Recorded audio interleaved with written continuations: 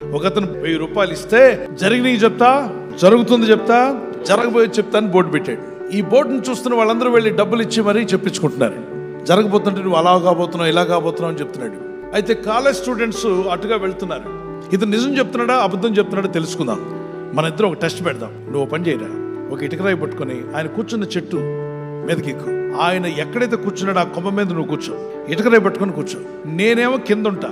నువ్వు అని చిటికేస్తే ఏం వదిలేయాలి, ఇటుకరాయి వచ్చి పడుతుంది. సార్ మీకు 1000 రూపాయలు ఇస్తే జరిగింది చెప్తారు, జరుగుతుంది చెప్తారు, జరగబోయేది కూడా చెప్తారు. కాబట్టి నా దగ్గర 1000 రూపాయలు లేవు.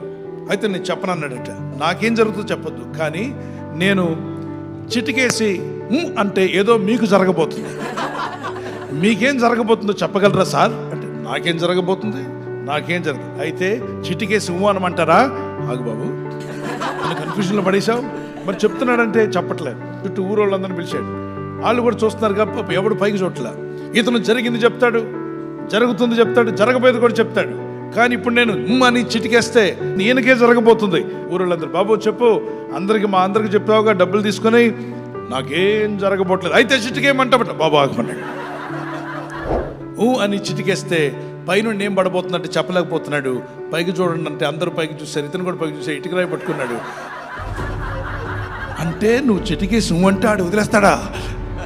అవును సార్, నా బతికేదో బతుకుతున్నాను బాబు, నన్ను ఇలా పట్టించొద్దు అన్నాడట.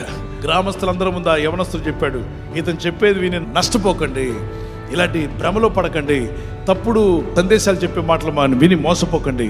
ఆలోచించండి, ఈ రోజు నువ్వు ఎలా వాడుకుంటున్నావో దాన్ని బట్టి రేపు ఉండబోతుంది, రేపటి నువ్వు ఎలా వాడుకుంటావో దాన్ని బట్టి ఎల్లుండి ఉండబోతుంది, ఎల్లుండి నువ్వు ఎలా వాడుకుంటావో దాన్ని బట్టి 10 రోజుల తర్వాత ఎలా ఉండబోతుందో తెలుస్తుంది.